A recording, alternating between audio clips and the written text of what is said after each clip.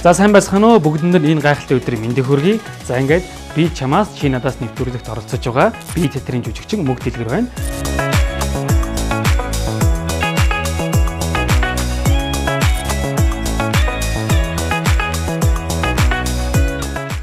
Сайн байцгаана уу та бүхэнд энэ өдрийн мэндийг хүргэе. Cover дучин их чимэг инкулээ байна.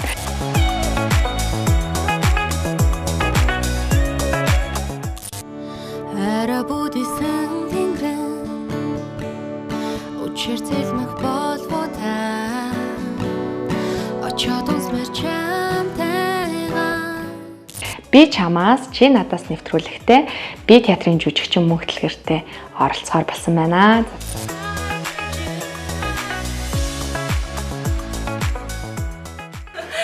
Чи яг л нэг салттай шиг л байх юм. Өмхий. Өмхий.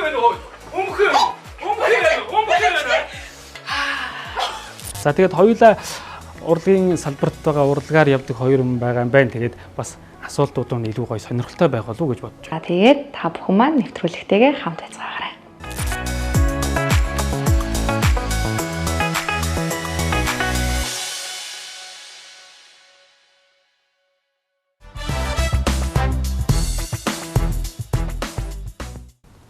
За хүн ер нь өөрийгөө нэг тэдэн настайдаа за би нэг ингээд ийм хүн болчлаа да гэд нэг мэддэн штэ. За яг тэр үе чинь одоо өөрийн чинь хувьд яг хэдэн настайдаа яг өөрийгөө нэг ийм хүн боллоо да ч юм уу болчлоо да гэж ер нь мэдэж байсан бай.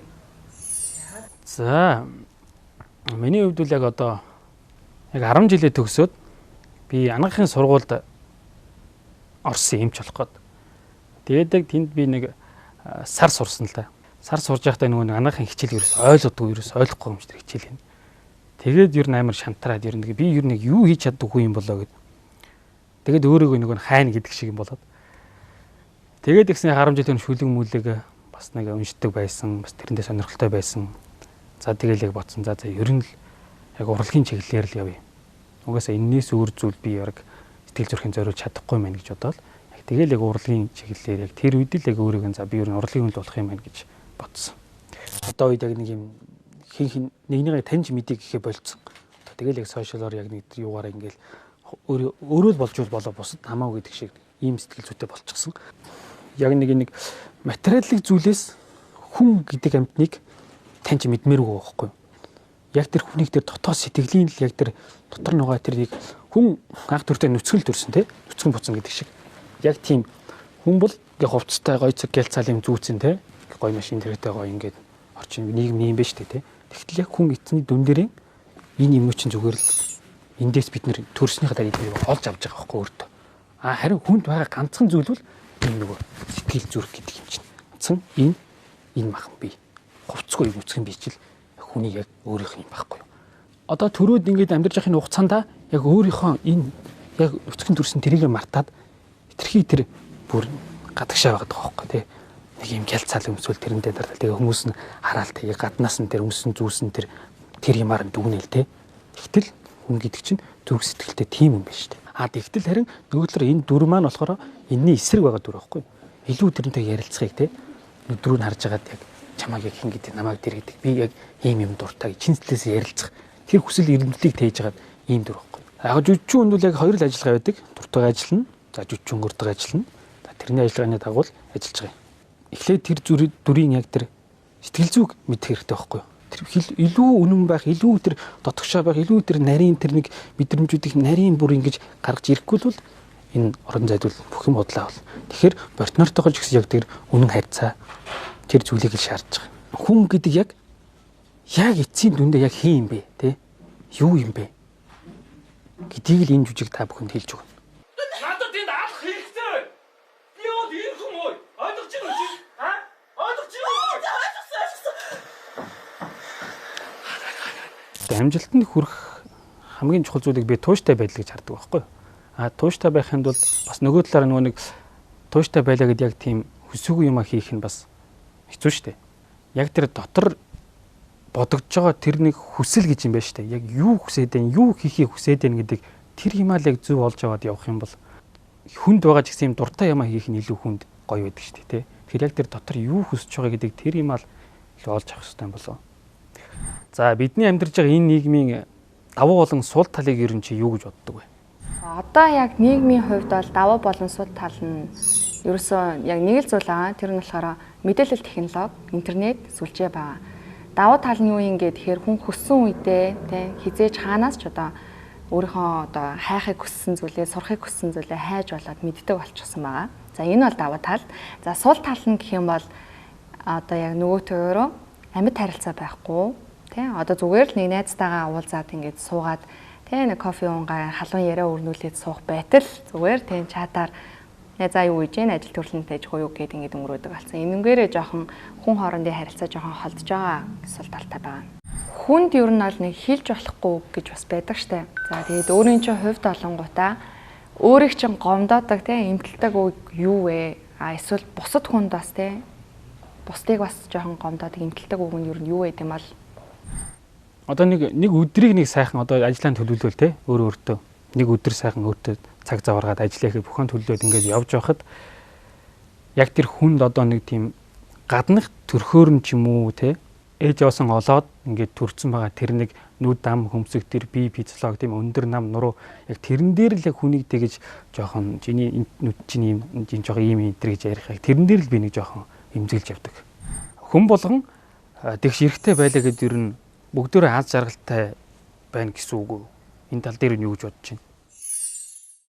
За тэгш ирэх аз жаргал хоёрыг бол яг ингээд холбоо ихээр айгу хэцүүлтэй ерөнхийдөө бол яагаад гэхээр хүн болгон одоо тийм ижил орлоготой, ижил амьдралтай, ижил одоо боломжтой байх боломжгүй. Тэгээд тэгш ирэх гэдэг нь яг зүгээр хүний одоо аз жаргалын яг суурь болж болно л доо. Тэгээд яг тэр аз жаргалын суураасаа одоо хүн яг тийм хаа хүрхийн ямар одоо байр суурин дээр очих гэдгийг шийдэж болно. Түүнээс биш бол яг тэгш ирэх гэдэг нь бол аз жаргал юм. Аз жаргал гэдэг нь тэгш ирэх юм гэсэн яг ойлголт бол биш байхаа. За урлагийн салбарт шудраг болон шудраг бус зүйл байдаг шүү дээ. За тэндээс яг шудраг бус зүйл нь өөрийн чинь хувьд юу вэ? Одоо уран бүтээлч хүний тэр нэг эмзэглэл дотоод ертөнц одоо уран бүтээлэрийн тэр дотор байгаа зовлон шаналлаа ингэ илэрхийлж одоо гаргаж шүү дээ. Уран бүтээлч хүмүүс. Тэгэхэд тэр нэг дотор эмзэглэж гаргаж байгаа тэр нэг уран бүтээлийг тэр киног тайсны жүжигийг одоо нэг яг үндэ тэр зүйлийг ойлгоогүй байж ойлгохыг хичээгээгүй байж яг тийм юм гэж доош нь ингэж ярих нь яг ийм урлаг гэдэг тал дээр шудраг биш юм шиг надад санагддаг. За хүн болгон одоо амжилтанд хүрэхийн тулд тэр нь ингэж хөдөлмөрч ажилладаг шүү дээ. Чиний болоор яг энэ амжилт гэж яг юу вэ? За миний хувьд бол амжилт гэдэг нь бол тийм өөрөө хүн тийм хүсэл зорилготой байгаа, мөрөөдөлтэй байгаа. Тэр мөрөөдөлтөд хүрэхийн тулд ингээд нэг багаар ингээд алхаа тийм ингээд нэг шат дахиад явна шүү дээ. Нэг левел дахиад явна. За яг тэр одоо амжилтандаа хүрэхийн тулд одоо өөрийгөө даван туулж байгаа нэг одоо нэг тодорхой шалгуур юм болов. Миний хувьд бол онготой ерөөсөө юу л да. За одоо тийм шууд одоо ингээд тийм за дэлхий танигдсан дуучин болноо ч юм уу нэг тийм юм бол бодож болохгүй шүү дээ. Яг тэрнийхээ доор тийм за нэг YouTube хаягаас ч юм уу Facebook-аас Instagram-аас ерөөхдөө нэг инкулээ гэд хайхад инхчмэг гэд хайхад нэг хүн чи нэрээ ийм хүн байд юм байна шүү дээ гэх нэг мэдээлэл гарч ирэх тодорхой хэмжээний одоо болъё гэдэг нэг ийм амжилттай болъё гэж боддогсан. Яг тэр амжилтандаа хүрсэн л дээ. Одоо тэгээ дараагийнхаа одоо амжилтуудыг дотроо бодоол яваад байгаа. За хүнийг айгуу ингээд жижиг зүйл дээр ингээд таних боломжтой байдаг гэж хүмүүс ярьдаг шүү дээ тийм. За энэ хүн ингээд жижиг зүйл дээр л тараа таниулчлаа гэж ярьдаг. За яг өөрийн чинь хувьд энэ үзэл бодлыг одоо яг юу гэж боддог вэ? Эсвэл жижиг зүйл дээр хүнийг яг таньж исэн удаа байгаа юу? За энэ дээрөө санал нэг байна. Тэгээ нөгөө нэг яг жижиг том гэдээ яг ингээд бид бүхэн ярьж байгаа ч гэсэн яг үнтэй амьдралд нэг том жижиг ялгаа бол байхгүй болов гэж боддог юм би. Ялгаагүй л бүгдээрээ хүмүүс ялгаагүй л хүүхдүүд ялгаагүй л том хүмүүс. Тэрэн дээр нэг хүүхд томоор нь ялгаад байх шаардлага байхгүй. Харин хүнийг яг тэр нэг бас нэг ганц буруу хэлэхэд нь алдчихлаа гэж хэлэх бас хэрэг байхгүй. Тэгэхээр мэдээж яг жижиг юм дээр хүн танигддаг гэдэг дээр л би санал нэг. Хүнийг тэр таньж мэдэх гэдэг тал дээр би яг нөгөө нэг цэрэг тогтоо би яг энэ дээр ойлгож ирсэн. Тэр чи аюу тийм олон баг 100 хэдэн ингээд залуучууд бүхэл бүтэн нэг жил ингээд хамт ингээд байж байгаа. Тэрэн дээр яг ингээд тэр жилийн хугацаанд яг тэр олон хүмүүстэй ингээд өдөр болгон цуг байгаад тахаар янз бүрийн авир гарч байгаа ш тэр баг 100 хэдэн хүнээс. Тэгэхээр хүн гэдэг ер нь ийм арчин зантай байдаг юм байна. За ер нь энэ дээр нь хүнтэй бас ингэж харьцах ёстой юм байна гэдэг яг тийм бодол яг цэрэгт байхад тэгэхэд үл төрсөн. За одоо ингээд хөгжим тоглоход чамд яг ямар мэдрэмж төрдөг вэ? Тэр мэдрэмжээсээ овалцаач. За хөгжим тоглож явах үед бол ерөнхийдөө бол гунигсан үед бол одоо яг ингээд нэг тэрвэрж өгдөг намайг. За жаргалтай байгаа үед бол ингээд мэдээж баярыг минь хуваалцдаг. Тэгээд их хөвчлэн ер нь бол жоохон сэтгэл санаа тавгүй байх үедээ хөгжимтэй айгу ойртдог, дуулдаг. Бүр нэг юм ажлын стресс айгу их байдаг үе бас байгаа ш. Яг тэр үедээ энэ тэр стрессээ тайлах төдийдөө одоо хөгжим тоглож моглдог үе бас байгаа. Тийм тэгээ яг тухайн үед бол үнэхээр бүр нэг юм үгээр хэлэхгүй нэг тийм гоё мэдрэмжийг надад өгдөг болохоор одоо яг юм урлагтай бүр юм сашгүй холбоотой болсон баха. Хавраар ирсэн шоу намартаны гэл уянгат наа харин чимээгүй өнөө насандаа нэг л ихшгэлээ чиний ирэх цог имээ сэлхэн чимээ дундаас миний үг харин санаж ярхан ирэхлээ зүүнээс мандангаараа нарны ялдаг хон тоянаас зүудэн минороо шивэнсэн харин бороо нортоо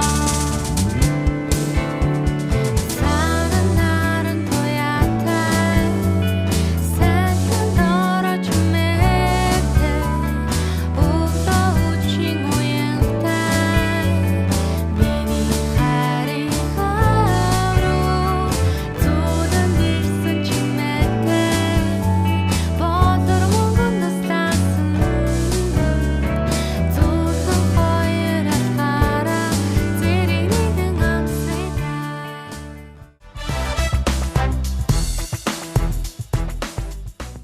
Хүн ингээд өөртөө тийм айгу ингээд үнэнч байхыг хичээдэг ч юм уу те эсвэл үнэнч байх ингээд зарчимтай байдаг штэ. За тэгэнгүүт өөртөө ингээд үнэнч бай гэхээр одоо ингээд бусад хүнд одоо жоохон ингээд те зайгаа барьдаг ч юм уу хүүтэн хүндий байх гэдэг штэ. За яг энэнийг одоо ингээд хоорондоо ингээд эн чинь ингээд тэрсэлтэй танаа та тэгэнгүүт яг энэ дээр одоо ямар арга хэмжээ авдаг вэ ч юм уу те яг тэг яах ёстой юм болоо ер нь өөрийн ч хувьд. Өөртөө үнэнч байхыг үл би хариуцлага гэж харна. Өөртөө үнэнч байхыг. Хэрвээ чи яг тэр үед хэн нэгэнд амлсан л бол тэрнтэй хүрдэг байх хэрэгтэй. Энэ нүг яг чи өөртөө үнэнч байхыг хэлж байгаа. Яг гоо тэгээд зарим үед яг нэг юм жоохон дургу байхад нэг ингээд хүчлээл ингээд хүмүүс байдаг штэ. Тэр минь дүл яг чи үнэхээр дургу байгаа юм бол тэр чи өөрийгөө хүндлээд өөртөө үнэнч байгаад үгүй гэдгийг бас хэлж явах хэрэгтэй юм болов. Зарим зүйл дээр ч гэсэн бас нэг байнга үгүйгээд байхгүй бас нэг хүнд тус төрсөг хийх нэг дэм тустай явах хэрэгтэй шүү дээ. Тийм болохоор бас зарим зүйл дээр ч гэсэн бас хийндээ тусдсан болоо тийм үгүй гол нэг тэр хэлсэн амлалтантай л байх нь өөртөө үнж байхын нэг илрэл юм болов тэгж бодож байна. Өөр чинь хамгийн түрүүнд сэтгэлээ уудалмаар хүн байдаг уу? Ер нь хүн болгонд нэг тийм хүн байдаг л та. Тэгээд яагаад ер нь заавал тэр хүн сэтгэлээ уудлах ста байдгийг одоо хэрэгтэй вэ ч юм уу. Би ер нь бол яг бүр яг ойр дотны бол нэг 3 найзтай. За тэгээд мэдээж аав ээж гээд ингээд ороо нэг 5 хүн яг ойр дотн байдаг. Бусдууд нь бол нэг яг нэг найз гэдэг утгаараа нэг юм жоохон нэг лайнтай те ингэ зураас татдаг байгаа штэ. За яг энэ дундаасаа би яг хамгийн ихэнд бол багын найз руугаа ярьдаг. Тэгээд ээжтэйгээ бол нэрээстэй нэр хов бац ч гэдэг заяа. За өнөөдөр өстө нэрээ тэгээд ингээд орж ирдэг. Тэгэл энэ хоёр хүнтэй ерөнхийдөө яг хэцүү үедээ ч юм уу жаргалтай үедээ бүх одоо яг мэдрэмжээ хуваалцаад явдаг. Яагаад үг гэхээр нэг л цаанаасаа юм түшигтэй нөмөртэй байгаад байдаг болохоор бүх юмаа ерөнхийдөө хэлж явд юм болоо гэж бодож байна. Хүн хоорондын харилцаан дээр ерөнхийдөө яг тулгуурладаг зүйл бол итгэл гэж ярьдаг штэ. За тэгээд хүний итгэлийг ер нь алдчихсан уу? Алдсан бол буцаагаад итгэлээ олж авч ер нь чадчихсан уу? Яаж ер нь олж авах байсан бэ? За хүний итгэлийг алдна гэдэг нь өөрөө бас айхтар зүйлтэй. Яг хүний итгэлийг нэг алдаад байдгүй. Тэгэхдээ би амьдралдаа яг энэ тал дээр бодох юм бол би нэг хүний итгэлийг нэг удаа маш том алдаж байсан. Тэгээд эргүүлж олж авах тал дээр бол хэзээ ч тийм байгаагүй. Тэрэндээ ер нь жоохон харамсаж явдаг. Тэгэхээр аль болох хүний итгэлийг алдахгүй хин нэгэнд үнж байхыг хичээгээрэй. За хүн болж төрсөн азуу эсвэл хариуцлага уу? Энэ тал дээр ямар бодолтой байдаг вэ? Миний үзэл бодлын хувьд л хүн болж төрнө гэдэг нь бол аз болон хариуцлага нь хоёулаа ерөөхдөө нийлбэрнэ гэсэн үг. Яагаад вэ гэхээр хүн гэдэг чинь ерөөхдөө яг амьд организм дотроос ер нь бол хамгийн оюун тухайнт одоо ерөөхдөө амьд организм гэж ярьдэн штэ. За тэгээд амьд амьтад гэж ярьдэн штэ бүр. Аз нь юу юм гэхээр хүн хайрлж чинь, мэдэрч чинь, тэ ямар нэгэн зүйл бүтээж чинь, тэрийг ингээ өөрчилж болж чинь гэдэг нь бол аз байгаа юм. За хариуцлага гэдэг нь юу юм гэхээр яг тэр нөгөө нэг тэ мэдэрж байгаа бүх зүйлсүүдээ боломжуудаа одоо яг өөрийнхөө төлөө, өөртөө, бусдад, нийгэмд одоо яг тийм үнэтэйг одоо хувь нэмэр оруулж чадчихэв үү? Тийм тэр нь яг одоо хариуцлага болж ирж байгаа болохоор ерөнхийдөө аз болон хариуцлага гэж бодож байна.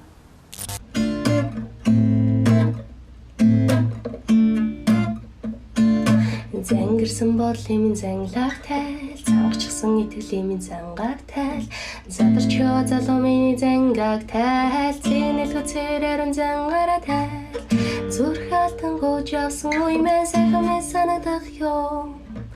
Зүуд намайг ирж үнсэх, чиний царай надад тодгон үзэх юм сайхан мэ. За нэг өдөр л заяа ганцхан өдөр ингээ хүмүүс чиний бодлыг ингээд унших боломжтой. За одоо нэг тийм супер хүч өгчлөө хүмүүст. Тэгэх юм бол яг тэр өдөр яг тухайн цаг мөчид чи яг ямар бодлыг бодохгүй өнгөрөх вэ? За одоо яг ингээд тэр бодлуудаас ярих юм бол маш олон бодол байгаа л да. Энэ чинь бодол гэдэг чинь ерөөсөө хэцүү шүү дээ. Араараас ингээд хөврөөлэн зүгээр байж хат ингээд юу ч хамаагүй бодогдоод ороод ирдэг шүү дээ. Бас би урлагийн хүн болохоор бас тэгээд ер нь их маш их ингээд боддог одоо гадуур байхдаа явж байхдаа сууж байхдаа автобусанд явж байхдаа ч юм ингээд ер нь ингээд бодоод бас тэр урамтай хүний нэг юм нэг аяг тийм сониуцсан байдаг шүү дээ. Ингээд гадуур байгаа хүн амтныг хараад хүмүүсийг хараад алхаа гişиг нь хараад энэ хүнтэй за ийм хүн юм болоо тийм хөлөө за хүн чинь бас ингэж бас юм тэр явж байхдаа бас ингэж явж болдго юм байна. Бас ингэж ярьж ингэж ярьж байгаа ингэж гараа хөдлөгдөв юм байна энэ төр гэдэг нэг тийм сониуч байдаг. Тэгэхээр бас яг тэл тар дээр нэг хүнийг ингээд сонжоод хараад байдаг тэр бодлоо ер нь жоохон гошин татах юм болов гэж бодож байна. Аав ээжээсээ хамгийн сүүл чи яг юу сурсан бэ?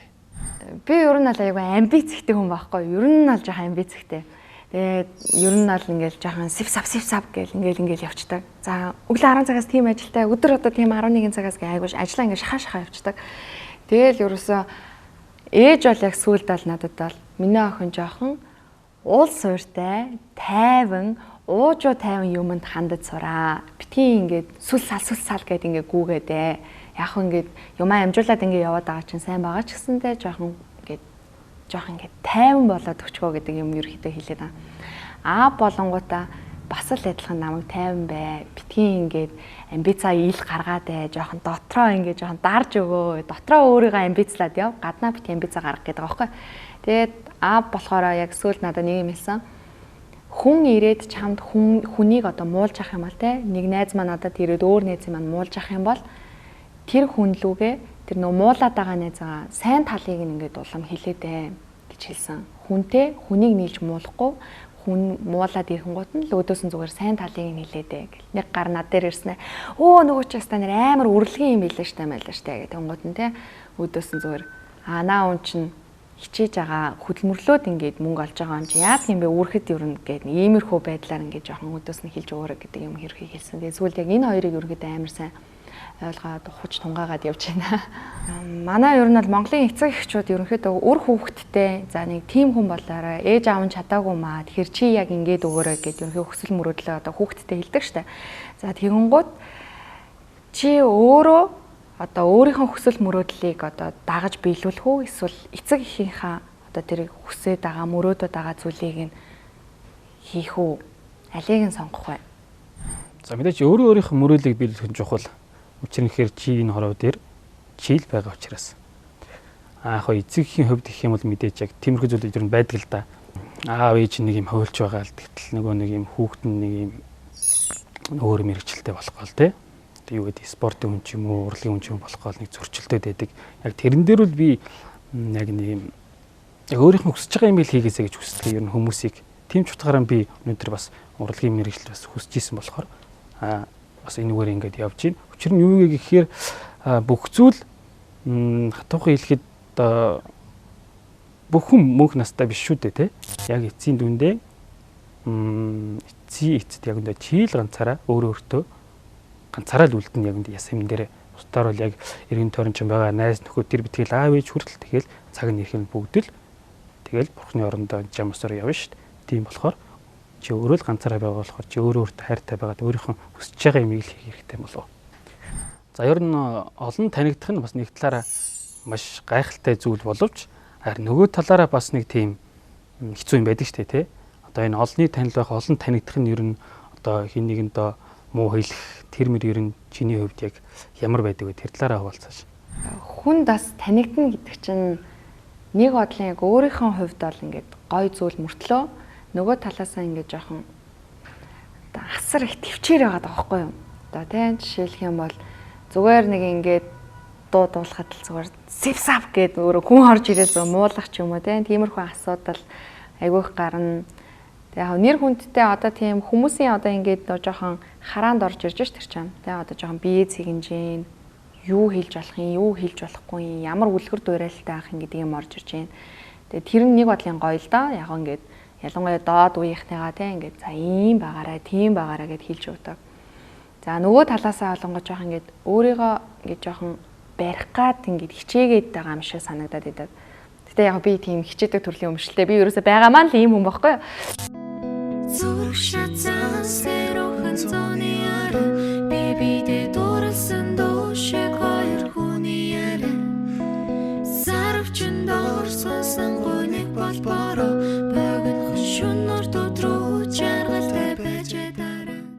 Нэг сүрэг комменттай сүрэг сэтгэлүүд дээр бол ерөнхийдөө ач холбогдол ерөөсөө өгдөг.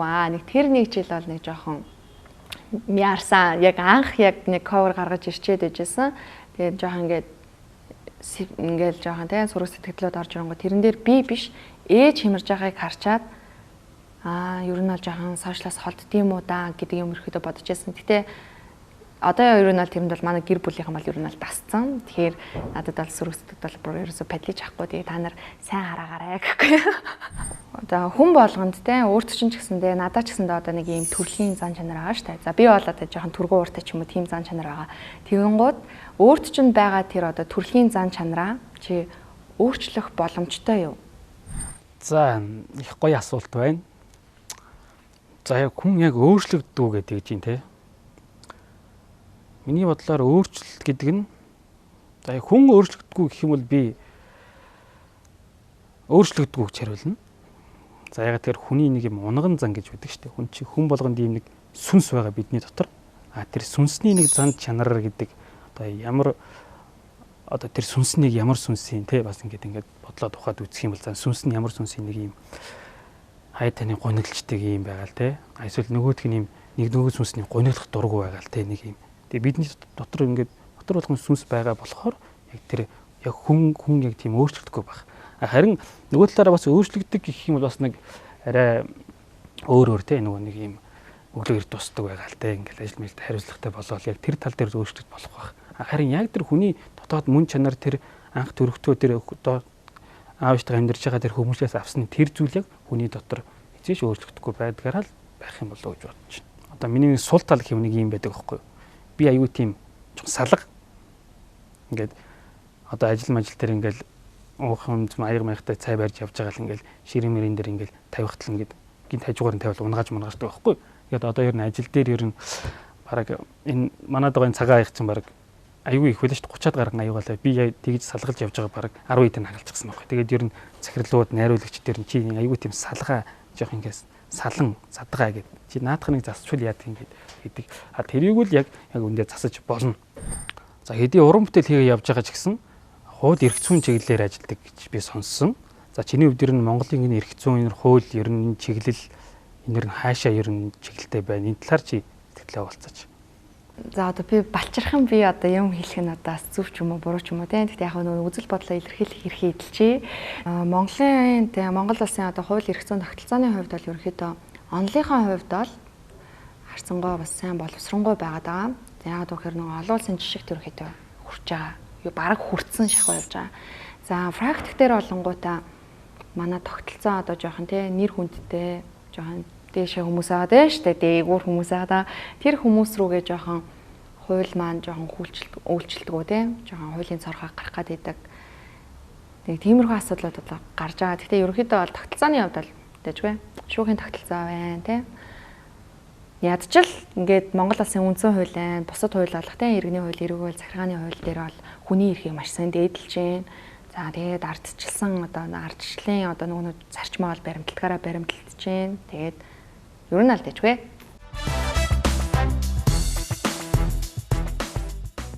За сайн. За. Мөхтөлгөр. За. Аяг тань. Энийг бас өөрт чинь бичсэн. Баярлалаа. Нийлийн ягаан өдөр гээд ном сонгосон байгаа. Тэгээд нөгөө нэг өдөр болгоно жоохон адал явдалтай тий. Гонигтай үедээ гонигтай, жаргалтай үедээ жаргалтай байгаараа гээд нийлийн ягаан өдөр гээд номыг сонгосон байгаа шүү.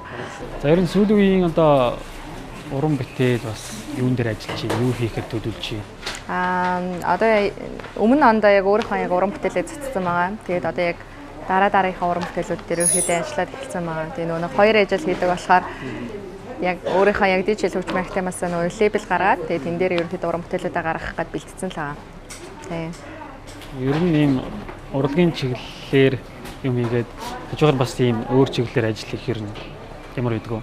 Ер нь аль жоохон хэцүүлтэй. Тэгээд хүмүүс бас хэлдэг тэгээд нөгөө нэг урлагийг хизээж хуулийн мэргэжилтэй хамт хавсарч явж болохгүй аль нэгийг нь яг сонгоод яваарай гэдэг. Гэхдээ яг би бол хоёулын нэг тгийл яваад байгаа. Тийм.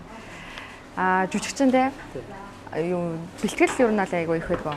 Ер нь баг тий драм дээр бараг л өдөр шөнөгүй байдаг. Тийм шүү дээ. Нэмэж өөрөө нөгөө нэг театрын урлаг гэдэг чинь маш их жүжигчнээс маш их дотоод энер хүчийг шаардна. Тийм болохоор бас жүжигчин өөрөө тийм ямагт тийм формтой байх хэрэгтэй. Одоо нэг уйлаад гэхгүй. Тэгээд бид хоёрыг бас үзэж нэвтрүүлэгтэй минь хамт хэлсэн та бүхэндээ бас баярлалаа.